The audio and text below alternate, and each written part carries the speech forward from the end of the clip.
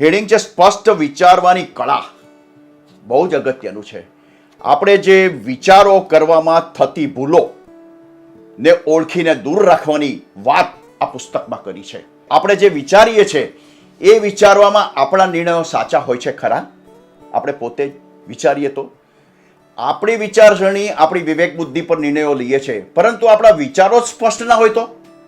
આપણા વિચારો સ્પષ્ટ કરવા માટે, સ્પષ્ટ બોલવા માટે અને સમજવા માટે જો આ બુક વાંચવામાં આવે તો હું માનું છું કે આપણી પ્રગતિ થવામાં દૂર નથી.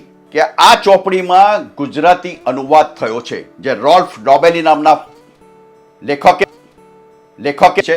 ત્યાર પછી અનેક ભાષામાં લખાયેલી છે, પરંતુ આ બુક ગુજરાતી અનુવાદ શ્રી મહેશભાઈ માજાવાલાએ કર્યું છે અને ગુજરાતી ભાષામાં આ બુક એટલી સરસ લખાયેલી છે કે એ સમજો, વિચારો તો હું માનું છું કે તમારે વિચારવાની શક્તિ ઘણી સ્પષ્ટ થઈ જશે.